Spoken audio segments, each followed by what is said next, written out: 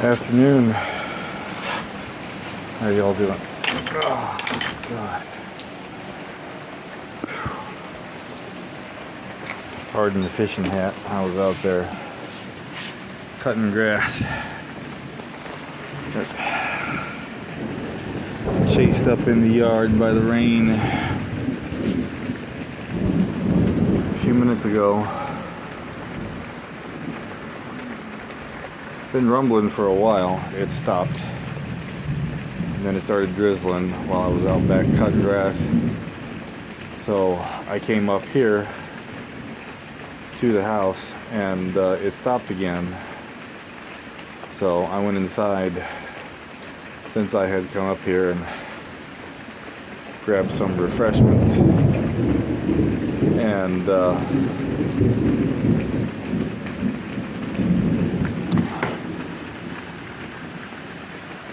was gonna take a break and go back to it since it only drizzled for a minute or two and then quit. And I just stepped down off the porch to get something out of my truck and it started up again. So it looks like I may be done cutting grass for now. I got almost all the heavy stuff. There's still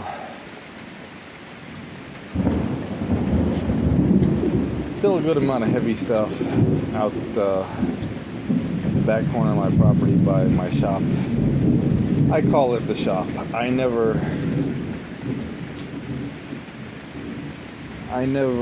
went through with stocking it with, workbenches and tools.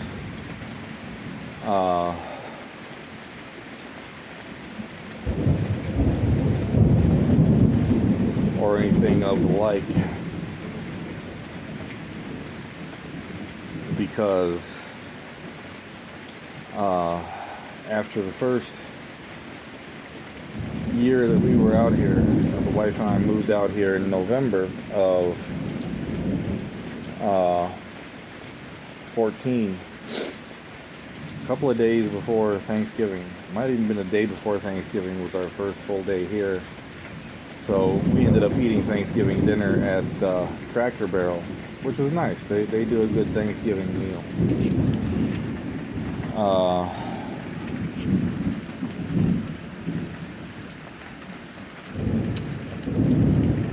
But I had all these plans for this building.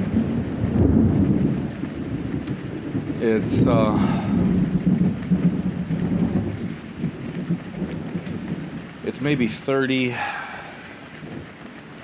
let's say it's probably 30 feet, maybe not even 30 feet, maybe 25 feet, maybe somewhere in between, I don't know,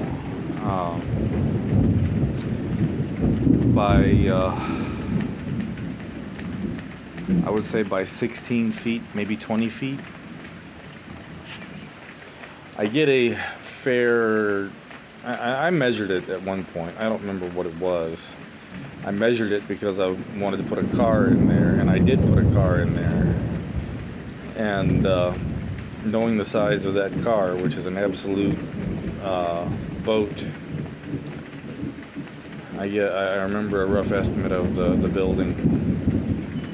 But I never put a shop. I never set it up as a shop, even though I've always called it the shop. It's got it does have one workbench in there that I had set up because I was using it. I was doing some wood cutting in there. There's no power to it, The previous owner never got that far.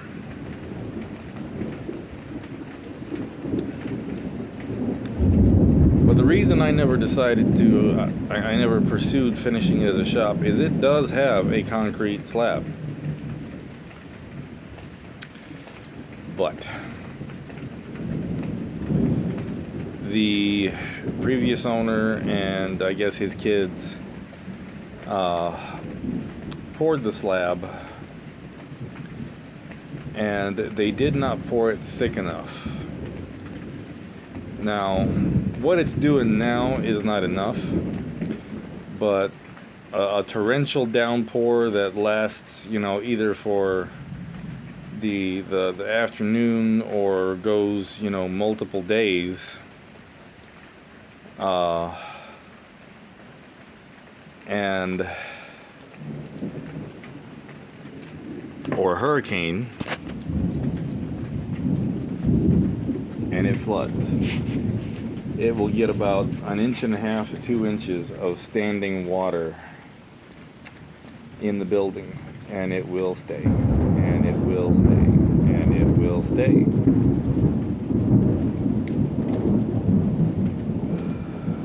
So I only used it for storage for the longest time for like my lawnmowers, yard tools, and I had a lot of hooks on the wall.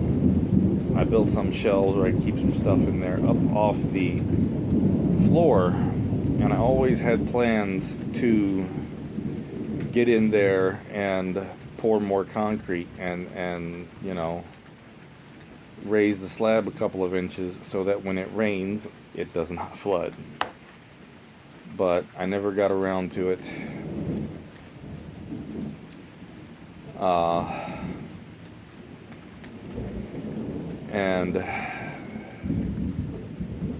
By the way, today is Saturday, July 12th, and it's just a little bit after 3 p.m. as of recording this video. Forgot my usual intro again. I know all of y'all know what day it is, but just I do it so much it doesn't feel right without starting out with the time and date. But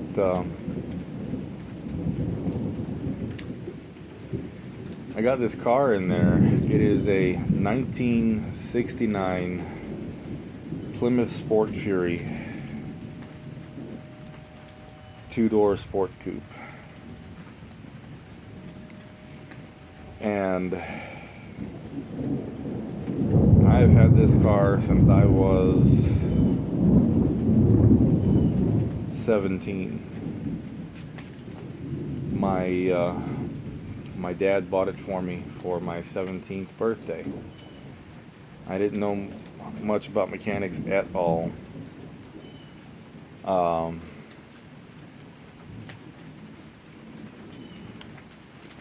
And it did not run. It would turn over, but it didn't run. So my dad bought it for me and had it delivered out to our house in San Mateo. And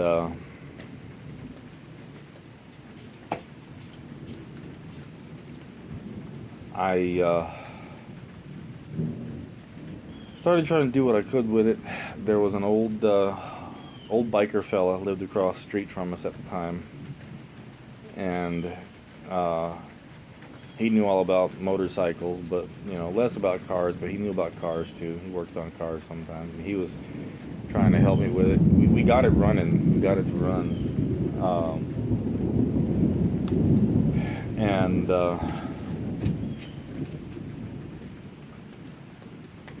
we determined that the engine had very low compression, so it ideally needed to be rebuilt. And it had it's got the Mopar 383 big block in it, and I think a 727 3-speed automatic transmission. It was not. It's not the performance package, sadly, but in good order, these cars can move. But it's a huge car, a huge 2-door sport coupe.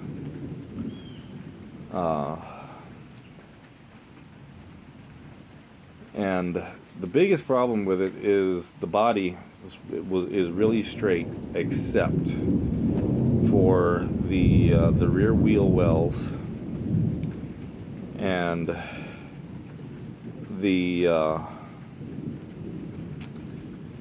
framing around the rear windshield, and the panel in between the bottom of the rear windshield and the forwardmost, the front, I guess you'd call it, of the trunk lid or deck lid. Those areas are rusted and rotted out. To do it right, the car would need both rear quarter panels, which in this case is from where the doors shut back, and the B pillars, which are the roof pillars that go from the framework on the rear section of the body, of the roof, and the entire roof replaced. Most of that is good, but like a professional restoration would do it that way. And I wasn't going to do that. I was all for, just getting it to where it would seal and rainwater wouldn't get in and it wouldn't rot the rest of it. But unfortunately, I didn't know how to do metal work, and in '69 Plymouth released, I guess, two versions of the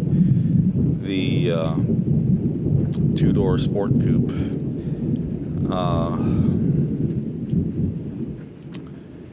And one is just a standard two-door coupe, and which a lot of guys call the sport coupe. I don't know if it's actually a sport coupe or if it's just a two-door coupe, but they just call it the sport coupe, the Sport Fury.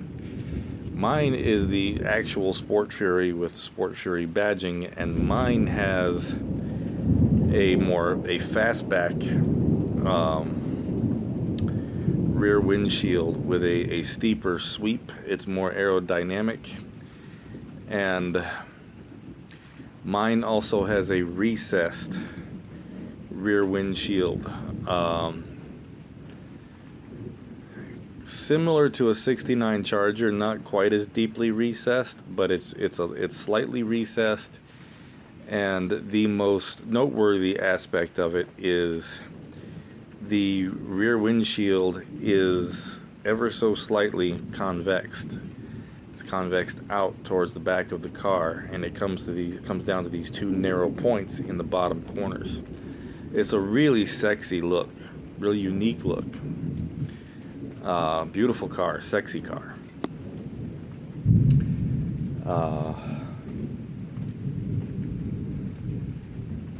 But it's really hard to repair, and that roof line is really hard to come by. You basically have to find a donor car, or you have to find like a body wizard that is capable of crafting amazing things out of steel.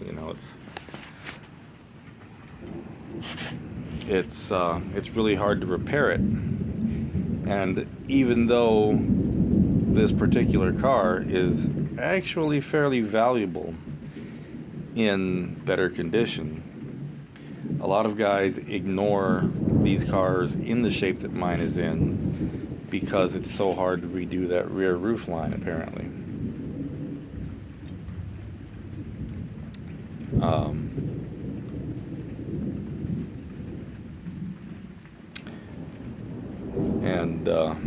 Many years ago, I got it into my shop to keep it out of the weather until I was able to, start doing the work on it.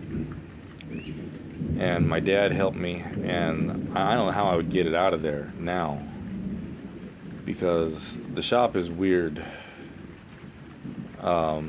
It's got a 10-foot door on it, And it's one single door, swings from one end. It is heavy as hell, no wheels. I wish it had them now. It didn't matter to me before because I was strong enough to open and shut it. But it's not on the end of the building. It's on the broad side of the building at one end. And this car is so long. I think she's almost 20 feet long. She's so long that I could not get her into the building just, steering. We pushed her out there, and there's this concrete foot patio, whatever you want to call it, in front of the door that's as wide as the door and comes out about 6 feet. So we pushed her out there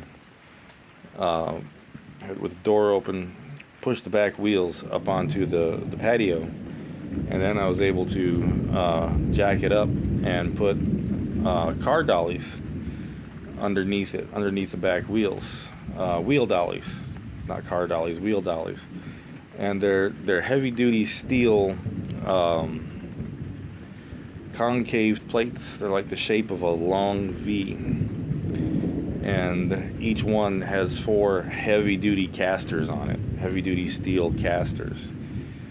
And what they allow you to do is, if you've got a car, on pavement or in a shop, and it's not convenient to roll it around on its wheels, like in this case, we couldn't have steered it into the building. You can push the car, front, back, sideways, complete circle, whatever you want to do. So we did that, and then we gently, pushed her into the shop, turning, pushing, until we got the front wheels up on the patio, jacked them up, got wheel dollies up under them, and then did the same thing to get her, into the building. And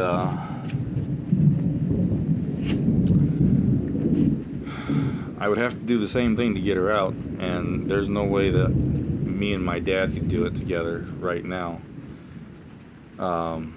And it had always been my intention to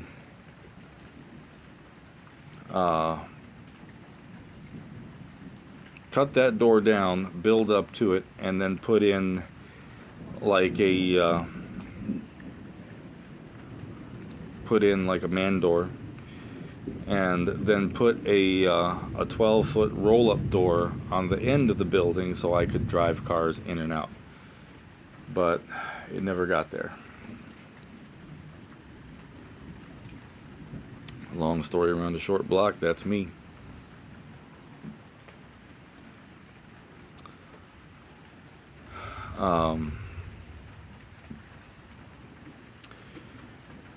And it's funny, I go into these tangents when I'm just talking about the last patch of really heavy grass I gotta cut.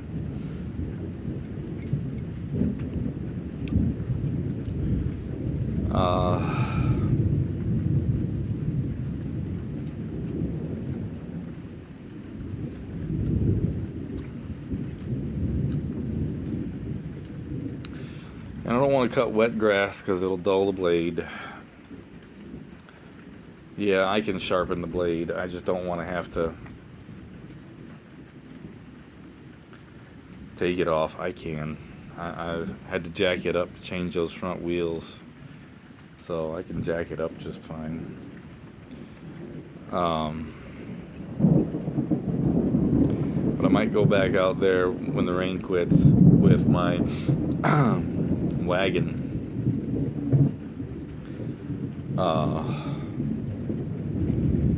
And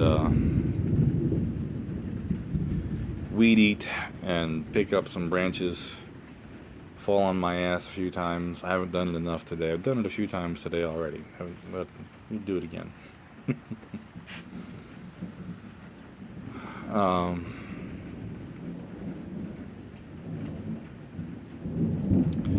Yeah, just keep working at, trying to reclaim my property.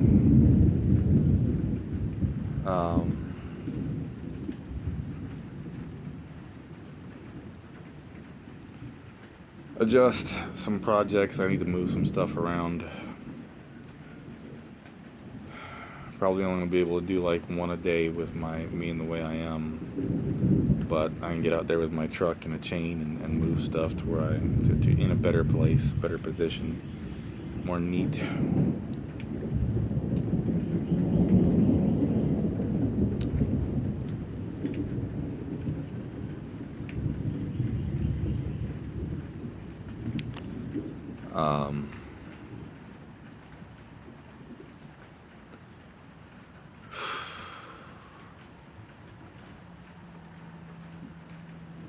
I'm gonna probably be getting here soon to trying to part some of my stuff out.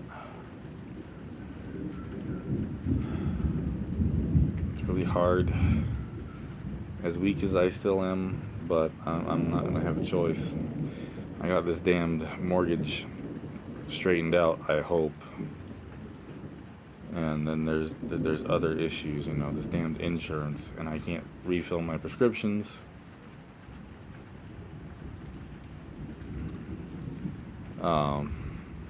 So don't be surprised if I make another video from the hospital at some point this month, because I ran out of my heart medication and can't fill it. I don't know if I said, but that happened because I guess they screwed up with Medicaid and they doubled my income in the system, and they deleted me from everything, and I've had to work. I've had to jump through so many hoops to reapply and you know, resend them my benefit award letters to say, no, I don't make $5,000 a month, I make $2,300 a month.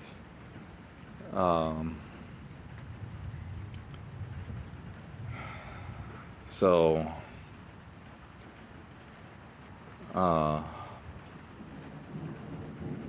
I have to wait 30 to 45 days before the Medicaid application will even be approved, and then I have to re-up my insurance. Probably going to have to probably have to select a different plan, and it's all kinds of no good, but it's life.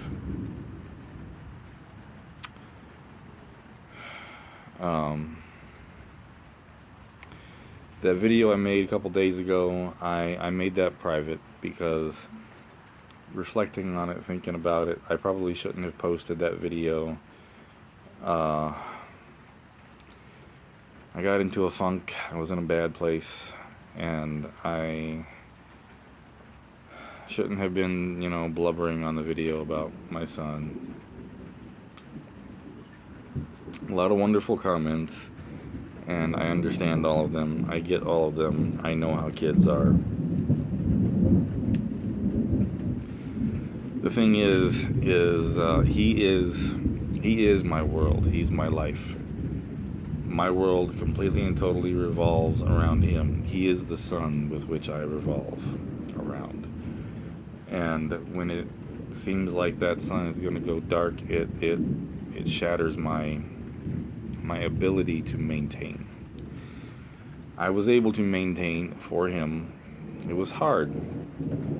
And after he left, I was broken, and I was in a bad space, because if I suddenly don't have him in my life, I don't know how I'm going to do this.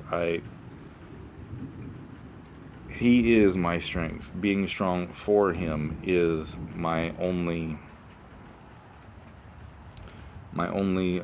saving grace, you know. And if he decides he doesn't want to be here anymore, even for a while, I don't know how I would keep going on, you know. Because aside from him, I'm done, and I've been done for a long time. So I was just in a bad place, but things were good yesterday, and he even on his own apologized for some of the things he said, and said he didn't mean it. He was just a little bit upset because he doesn't get to see his friends when he's here, because I can't take him anywhere. And I have not yet gotten my downstairs AC fixed, so I don't want to bring his friends over here, have his parents bring his friends over here. You know, I still got a lot of junk. Don't want the friends' parents to, you know, be like, I don't want my kids here. But that's another reason why I am working. I'm trying to get things fixed and taken care of. But I made that video private. Thank you to all of those that commented on it. Had a lot of great suggestions to things we can do. I already do all of those things with him that he will entertain. But we get through it. It'll be okay. I've hit the end of my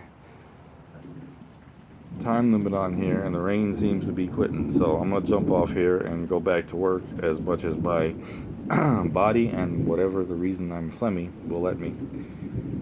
I hope y'all are having a great weekend, and I'll probably talk to y'all at some point tomorrow. My GoFundMe link will be in the description, as it usually is, if you would like to help out. Thank you so very much, because right now I'm in a bad spot. Well, I'm always in a bad spot. What the hell am I saying? It goes from bad to kind of bad to really bad. It's a roller coaster of bad. But if you can't or don't want to donate, I understand. It's okay. Thank you all so much. Have a good day.